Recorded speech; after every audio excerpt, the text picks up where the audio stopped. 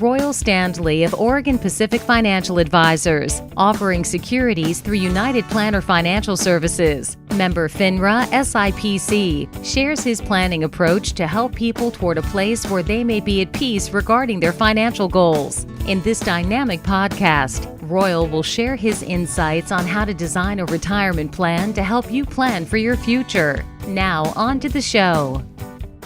Hello and welcome to Life by Design with Royal Standley of Oregon Pacific Financial Advisors. Good morning, Royal. How you doing, man? Doing well. Excited to be here today. It's a beautiful rainy day here in Southern Oregon, so nice to be inside and have something to do here. I love the rain, and it's raining here as well. A little bit of drizzle, not too bad, but man, I'm from the Pacific Northwest, just like you, and I just love rain. I'm sorry, I don't know about how other people feel about it, but man, I love it. So yeah, if you're going to grow up in the Pacific Northwest or live here for any considerable amount of time, you really have to at least enjoy or appreciate the rain a little bit. Otherwise, it's just miserable. Yeah, exactly. And I think that the people that enjoy it like me, that we're a little bit crazy. I'll go out and play in the rain. I love that. And I think the other half that enjoy it, they enjoy it because they know it brings the beauty and the green that is just everywhere and all the flowers. And my parents owned a rhododendron farm, so I know that probably have rhododendrons all over the place in your area. They just thrive there, and they're just gorgeous. So I wish we could get those here in Nebraska. You just can't grow rhododendrons. It's just too cold in the wintertime and it kills them all off. So no bueno. Yeah. But, the green is nice. Well, that's your fault for living in Nebraska. It is. It really is. So let's move on. Shall we, Royal? What are we talking about besides the fact that I chose the wrong state to live in at this point? Well, I thought what we would do today is kind of shift our focus a little bit and really do a podcast, I think, to somewhat of a specific audience, and that is to business owners and plan sponsors of retirement plans. Okay. There's a lot of different types of retirement plans out there. There's a lot of different options. If you own a business, I just wanted to take some time and go over some of those things, talk about it, hopefully educate some people on what those different options are and kind of maybe what some of the terms mean, and let people walk away with more understanding there in really what is, I think, one of the great drivers in this country of building wealth, which is the 401k and other types of retirement plans. Yeah, and we've talked about some retirement plans before on previous podcasts. So is there a different type of focus for today as far as within these retirement plans? I think it's really just getting into the nitty-gritty of the different types of retirement plans and then talking about all the different features there that if you're a business owner or a plan sponsor that's either looking to set up a plan or, looking to kind of do that reevaluation you should do every few years on your retirement plan. You just want to kind of get your hands around all these different terms and what these basic options are. So you can sit down with a professional and really go through what those options might be for you going forward. Yeah, I remember us talking about the basic stuff early. So it's nice to dive into this. And I remember sharing with you that my first job at, career type job at 22, I think, or the first company that actually offered me a 401k, there was no explanation. It was all of us sitting around a table. Somebody kind of told us what a 401k was. Here's how you sign up. And there are 3 categories you can choose from: higher risk, medium risk, low risk. Pick one. That was it. So it's really nice to have the option and the opportunity to speak to a professional about it. And of course, I'm going to encourage everybody listening to this, when you are facing one of these types of plans, please, please, please consult a professional. Don't leave it up to the HR person. No offense to them. They do good work in a lot of different areas, but there are professionals that deal with these, like Royal, all the time and can answer the deep, dark questions. So, Royal, I'm ready to learn more. Perfect. Yeah, I think that I hear that story over and over again of, the guy came in, he said, here's your options and good luck to you. Yeah. And then we never saw him again. In my mind, it really comes down to there's 2 basic types of retirement plans. First of all, there's the defined contribution plan, which is really the most common type of plan that we see nowadays. And then there's defined benefit plans. Defined benefit plans were really the dominant type of retirement plan 50 years ago.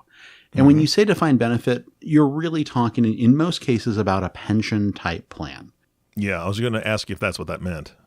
Exactly. So the benefit part is what's defined. You're going to work for a company for X number of years. You're going to make this much money. And when you retire, you're going to get, X dollars per month, for the rest of your life or for a specified period of time. So that's where that defined benefit comes in, is you're signing up for a plan that's going to give you a benefit down the road. The defined contribution plan really isn't necessarily worried about what it's going to look like at the end when you retire, but is instead designed to help you contribute money into the plan and allow that to grow over time. And really not too worried about what that number is when you retire. That's all going to be based on the decisions you make of how much you save, how much you contribute, and then how much risk and kind of financial expertise you bring to that account to have that grow over, whatever time period you have left to save for retirement. Mm-hmm. Let me ask you a quick question, Royal. With a 401k, and I'll use that because that's a defined contribution plan. That's the one most people know, either a 401k or 403b. Those can obviously be affected by the market, and that's something that we've talked about before. And during this time right now, the time we're in, we know the market has been incredibly turbulent and down and up and down and more down. And those are affected by that. But I've never really heard of a 401k failing, where I have heard of pension plans failing. Are those still possibilities with pension plans that still exist? Is it possible that those could fail because the company fails, or are those protected better than they were? There are better protections with pension plans. And when we talk about a pension plan failing, because they've defined a benefit out there for the future for their workers and their participants, when we talk about a pension plan failing, what that really means is they're not going to be able to deliver those promised benefits to workers that they promised, 10, 20, 30, 40 years ago. And so when that happens, that's usually because, number one, the company goes out of business and just isn't able to continue on making contributions to the plan like they originally intended to. Oftentimes what we'll see, and if you have a defined benefit plan, sometimes you'll get a statement saying how much of your benefit is funded. And usually that's as a percentage. They'll say the XYZ company, their pension plan is funded up to 96%, meaning that they have 96% of their money that they're going to need inside of that plan. So that's a fairly well-run plan. You might even see one in 100 or a little over that, something that's overfunded. Where it gets scary is, we've only got 80% in there for future retirees. Something like that is, something that you want to be a little bit more concerned about, maybe start paying a little bit more attention to what the company's doing to rectify that. Yeah, that's a great point. Royal, it sounds to me like somebody needs to be paying attention, obviously, and looking at what that percentage is. And if it's low, there have to be other options, or there should be some other options that they're thinking about. Maybe they start an IRA or a Roth IRA. Is that probably a good idea to make sure that they're supplementing what's happening in case something happens with that pension plan? Yeah, absolutely. And that's part of what we do as financial planners of looking at all of your different retirement accounts and saying, okay, well, there might be a chance that this one might be a little shaky down the road. The real issue there is if you've already reached retirement and you don't have that ability, then it gets into some tougher questions of, what do we spend in the off chance that this doesn't work out? How do we make those lifestyle adjustments? So that's really where sitting down with a financial planner can really help, because we can kind of evaluate all those options and really look at, if I pull this lever versus this lever, what's going to happen down the road. Yeah, fantastic. Today, I thought we would just kind of really probably focus on defined contribution plans. They really are the most common, unless it's a very specialized company or specialized situation, you're not really looking at setting up a defined benefit plan anymore. There's just not that many pensions out there. Now, if for some specialized doctor practices, maybe attorney groups, There is an excellent defined benefit plan called the cash balance plan that we can look at for those specialized clients. But for most business owners, you're probably looking at a 401k plan, or if you're a nonprofit, maybe a 403b plan. So we're going to spend the rest of today focusing on those, just to give plan sponsors, those business owners who are looking at or have already set up a 401k plan, that education that they need to be better equipped to make these decisions. Mm-hmm. All right. In my mind, there's benefits on kind of both sides of this equation, both for the business owner and the business to set up a 401k plan. And there's giant benefits there for the employees as well. One of the biggest things I see over and over again is if you don't have a retirement plan, it's tough to, retain your workers. It's tough to recruit new workers, especially if you're, in a professional environment, or there's a lot of demand there. A 401k is a great incentive there. And if it's between, your company and a company that, doesn't offer a 401k plan, you're going to have a little bit more cachet with that employee who's going to want to look for that added benefit package. Mm-hmm. Having a 401k plan with a profit sharing option is also a great way of being able to reward your employees after, a great year. It's a great way of incentivizing employees and giving them a little piece of, or a little sense of ownership there that they're able to profit on top of their normal salary in the positive outcomes for the company. Mm-hmm. And then, ultimately what we see here is there is a giant benefit for the owner of the company to set up a 401k plan, just in the sense of if it's structured properly, they can put a lot of money into the retirement plan and save quite a bit on taxes. All right. Well, what about the employees, though? So for the employees are going to get access to a very high limit tax advantaged account where they can defer really quite a bit of money into a retirement account.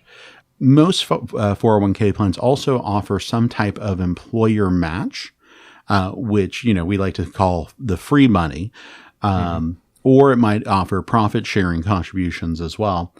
And honestly, most 401k platforms, if they're structured correctly with a good investment company, they're pretty easy to use. They're pretty seamless. And oftentimes they'll have features there that will make it very easy for employees to start saving, such as auto enrollment, where a new employee is automatically enrolled once they become eligible into the plan. Auto escalation, which basically says once you're enrolled in the plan, the amount you save is going to go up by a certain percentage each year, so that as you grow in the company and continue to get raises, you're saving more and more for the future. So it's really, if it's well designed, a great way for employees to build wealth and become more financially stable for the future. Yeah, absolutely. All of this, however, comes down to, is it the right 401k plan for that business? So we kind of want to just transition right here into explaining some of those basics of what goes into a 401k plan.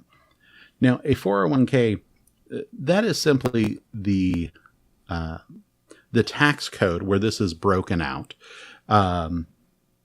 The basics of a 401k plan. You're able to defer a certain percentage, if you're an employee, into the plan each year. So in 2020, that's $19,500 per year of earned income you can put into the plan. Now, any income you put into a 401k plan, that has to be earned at your job. If you're over the age of 50, you also get a $6,000 catch up on top of that. So you're able to really kind of slam away quite a bit of money into that 401k plan. Yeah. All 401k plans allow you to put money in and defer the tax on it. So in this case, if you're deferring 5% of your income into a 401k plan, you're not taxed in that tax year on that 5%. So it actually lowers your current tax hit for that tax year.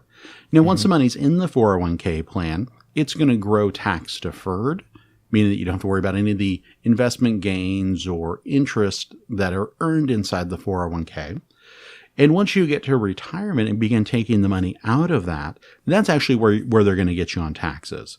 The assumption has been for quite some time that, well, if you are in retirement, your tax bracket is probably going to be lower than when you were working, and you'll be able to take those dollars out at a lower tax rate. We've seen that work out most of the times, but there are certain cases where that's not always true.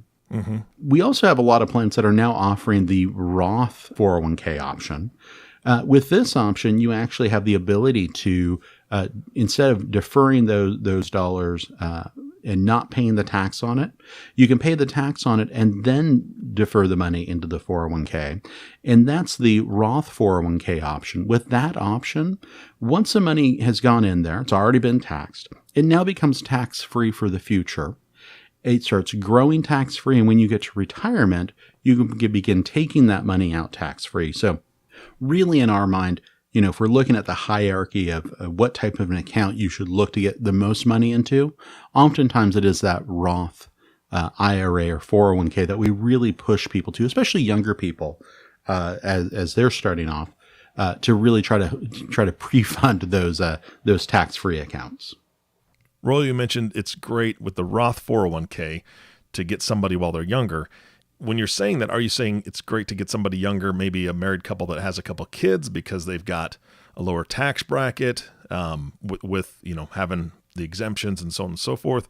Because I would think that a single person starting in their career is going to be at a pretty high tax bracket at that point. What are your thoughts on that? Yeah, I would say for that single person, it depends on what they're doing and where their income limits are or where their income is actually falling for the year. I still encourage people, especially in their 20s and 30s, just do the Roth option. Tax savings over that 40-year period of time, unless you're coming out of school, a dentist or an orthopedic surgeon, you can probably stand to pay a little bit more in tax early on.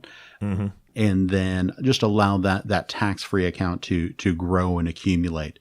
Especially somebody starting off, that's probably the least amount of money they're going to be making in their career.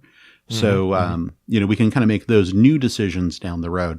For a married couple, that has kids and are getting those tax credits, and I think it's just such a no-brainer then in that case to really look at doing the Roth option. Because they're able to save at a kind of a lower a tax rate there, because they have so many incentives there. Mm-hmm. It just makes sense that for that married couple to try to get as much as possible into the Roth 401k. Yeah, absolutely. No, that makes sense for sure. So the next piece of the 401k that we're going to look at here is the employer match, or the employer contribution. When we talk about this, an employer doesn't necessarily have to put any of their own money into a 401k. They don't have to do a match. Really? They don't have to do a contribution. Yeah. Now, if they're looking to really, I think, maximize participation and really get the most out of a retirement plan, I'd probably really encourage an employer to look at doing some sort of match or contribution there. But if an employer does provide a match, usually there are some limitations there in most plans. Mm-hmm. Really, that limitation there is how much is the employer going to match of the participant's contribution? And oftentimes we'll see a formula where the employer will match, let's say, 100% of the first 3% that the participant puts in. Mm-hmm. So if the participant's putting in 5%, the employer will match the first 3%.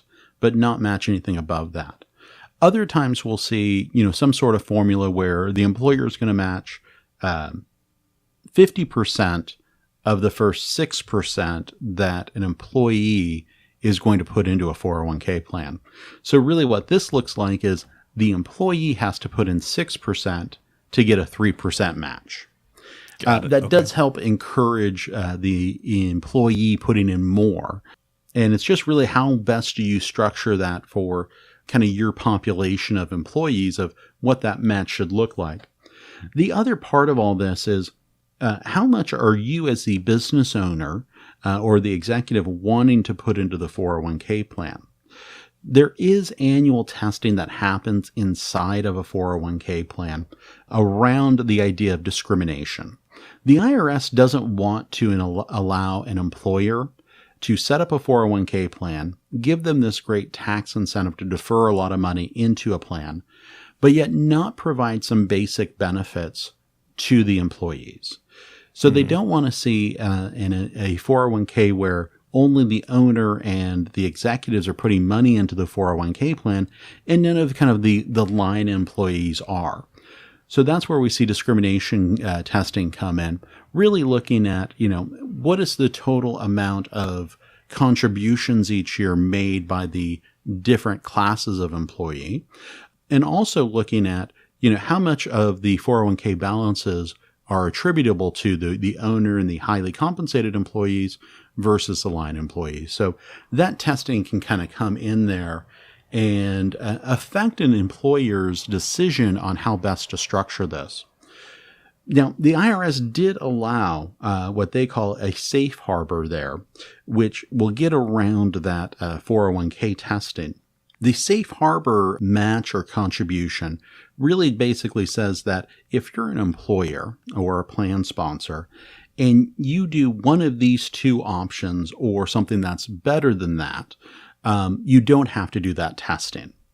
So on the safe harbor match, it's basically an agreement that you're going to match up to 4% of a employee's contribution into the plan. Now, oftentimes we'll see this structured as we're going to match 100% of the first 3% that employee puts in, and then 50% of the next 2% to get to that 4% match. The other thing you can do with a safe harbor is instead of doing a match, you can do a contribution. Now that contribution can just look like we're going to contribute, regardless of if the participant is going to put any money into the plan, the employer is going to contribute 3% of their payroll into the participant's 401k plan as a safe harbor. Mm-hmm. So oftentimes what we'll look at there is what we expect the contribution level to be at for that population of employees. If everyone in the 401k is contributing to the plan already, it might make sense just to do the 3% contribution to everyone, because that'll probably save you some money as far as that matching formula goes if everyone's already participating. If you have a plan where not everyone participates, in that case, it might make sense to do the match and try to incentivize those people to put money into the plan. And I've talked to a lot of business owners over the years that are really of the opinion that if the employee isn't going to put some of their skin in the game, they really don't want to add to an employee's retirement plan, which I think makes a lot of sense. There's that desire to see your employees kind of take that initiative to put those funds in and begin planning for themselves. Got it. Absolutely. Royal, I have one question for you about this section that you just spoke about. You ready? Yes. Can a business owner call you and ask you to explain this again? This is complicated. I'm a business owner and I'm listening to you and I've got the gist of it, but man, there's so many options, it sounds like, and so many things just to make sure that you're careful of and so on and so forth. I'm not going to ask you any follow-up questions to explain anything else because we're pretty deep in the weeds, but I'm going to encourage every business owner out there that if you're thinking about this or you haven't done it, or even if you have and you want somebody to take a look at it, they got to give you a call because you're talking over my head right now, Royal. I'll be honest. This is fantastic stuff. But man, there's a lot to learn. And I know that that's why you're the professional. So can they call you? Yeah, absolutely. Absolutely. All right, good. You can always call us at 541-772-1116 or visit our website at opfa.com. We've got a lot of good resources there for plan sponsors that can kind of go over the basics of this. But oftentimes what we see just over and over again is kind of shoddy plan design, where maybe a 401k plan was set up years ago. These options weren't explained. Maybe the person who set it up just said, how much do you want to match? How much do you want to contribute? And they just wrote something down. Yeah. And the employer can't get kind of their maximum benefit out of the plan because every year they try to max that out and they're told, oh, you can't put that much in because you didn't have enough of your employees contribute. And, we just see this over and over again, and it's such a simple fix. And most employers, once they kind of gain an understanding of all these different moving parts, and we're really just scratching the surface on 401k plan design here, it really starts to grab hold and make sense to them of, oh, okay, I can provide this benefit that will be appreciated by my employees, and I'm able to take full advantage of my 401k plan that, I've set up, partially for my employees, but also for myself to be able to save this money for my retirement down the road. Got it. Yeah, absolutely. All right. What else are we covering today? So I thought we'd talk a little bit about the investments inside of a 401k and what that would look like. Now, in most cases, when you set up a 401k plan, you're going to set it up with an investment company of some sort. Some of the big ones there, Fidelity, Vanguard, Principal. There's just a lot of different types of 401k platforms out there that we can use. We have access to virtually all of them here at Oregon Pacific. And so we have a lot of experience there of, depending on what type of plan and what you're looking for, what's going to best suit your participants and you as the administrator of the plan. So we can make it, as cost-friendly as possible. We can make it as user-friendly as possible. There's trade-offs with all of this. So once you've kind of decided on which type of company that you want to go with, we're looking at what is the participant going to see on their statement? What options are the participants going to have to invest their own money? And so this brings up kind of a whole other myriad of decisions that have to be made of, what types of investment offerings do you want to offer to your clients? And so, let's just spend some time kind of chewing over this because I think there's a lot of factors that go into this. I review a lot of 401k plans, and what I see is the client will bring in their options for what's inside of their 401k plan. And sometimes it's, well, you can invest in, these 4 options and that's really it. I think that does a little bit of a disservice to people. On the other hand, I've also seen clients bring in a list of 100 different mutual funds that they're able to invest in with no education, no guidance on what they should do. I think both of those are not ideal situations for participants. Yeah. They've done a lot of studies as far as what's the appropriate number of investment options for, a 401k or a retirement plan. And it comes in about 16 to 20. Anything above that, it's just too many. There's too many choices for a participant to make. I was reviewing a 401k just recently, and they had, I think, 3 or 4 different small cap growth funds. I'm not exactly sure who that serves. If you're looking to build an allocation, small cap growth might make up probably not more than 5% of your overall portfolio. I'm not sure why you would need 4 funds to accomplish that. So we do a lot of analysis of what's going to go inside of a retirement account, what options are going to be available there for participants. We can spend a little bit of time right now talking about what's called the Qualified Default Investment Alternative, or QDIA. The QDIA is, I think, an important decision for a plan sponsor to understand about. That is really the default. If someone decides that they don't want to make an investment decision, this is what their investments are going to default into.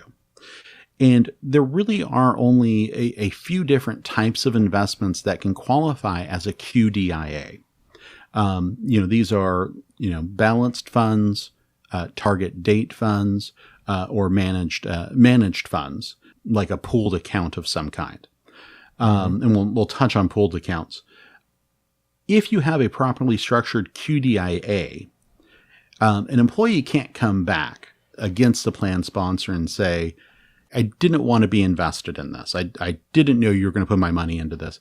You spell that out in the plan document, and the Department of Labor, who really oversees a lot of this regulation, has basically says if you choose a QDIA in these categories, that's going to provide you as the employer with some additional protections. Basically saying, you're not going to be found at fault if you choose a QDIA that fits into these categories. Now, what's interesting, the thing I didn't list on there was a money market account. For years and years before this new regulation came out, the default investment, somebody didn't make a choice of how they wanted to be invested. Oftentimes, they would just select the money market account. The plan sponsors would say, okay, well, we'll just take the safe option. The issue with that, though, is there's really no money to be made in this environment in the money market account any longer. Mm-hmm. So the purpose of a retirement account is to get those funds invested. So that's why the Department of Labor really came out with these regulations saying, hey, we want this money to be invested. We want to provide plan sponsors with some protections for making this decision.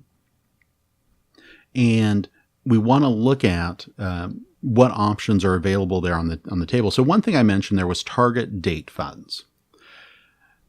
Target dates are, if you look at your 401k statement, they're usually broken up in 5-year increments. So you might see a 2020, a 2025, 2030 on down the road.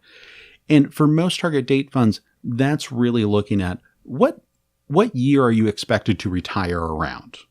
Mm-hmm. So if you're, let's say 55 years old right now, you might be looking at a 2030 fund as what might be appropriate. That fund will adjust over time and get more conservative the closer you get to retirement.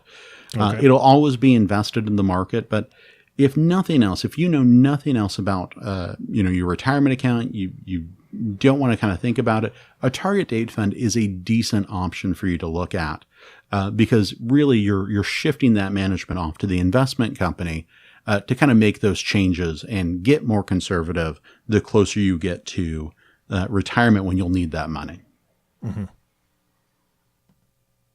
So I knew we've covered a lot today, and honestly, we haven't even really scratched the surface right now. So mm-hmm. I think what we need to do is throw up the to be continued sign there at the end of this podcast, and probably transition this into a two-parter, because I think there's a lot here that plan sponsors need to know and need to understand, and I don't want to rush through the rest of what we have to go through today. So let's go ahead and maybe pause there and come back next time with the second part of what you need to know as a plan sponsor for your retirement plan.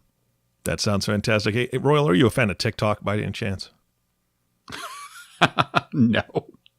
Okay, well, my wife and I didn't mean to put so much judgment in my voice there. There was a lot of judgment there, but I'll take it, Royal. That's fine. Because it is kind of crazy. My wife and I enjoy it every once in a while. Just there's some funny stuff on there. The funny thing is that they put little videos on there, Royal, and they say, like and subscribe for part 2. It just drives me nuts because you're like, oh, no, I'm not going to do that. But here's the thing. For all of you listening, you don't have to like and subscribe for part 2.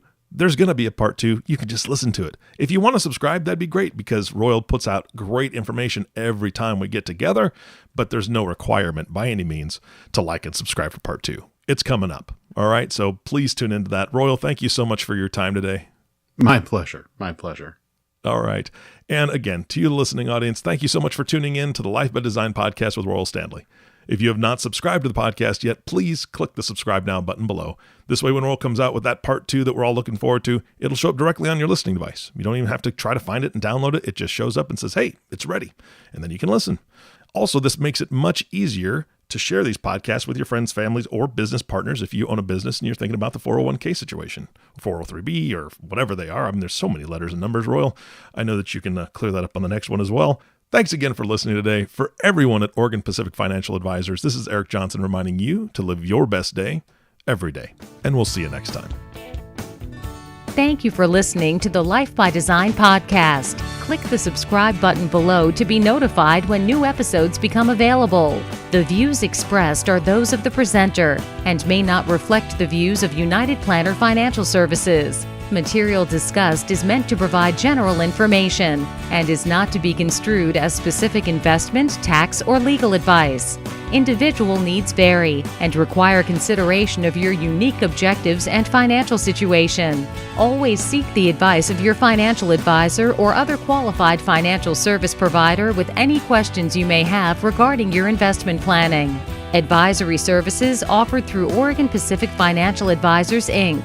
Securities offered through United Planner Financial Services of America, member FINRA and SIPC. Oregon Pacific Financial Advisors, Inc. and United Planners Financial Services are independent companies.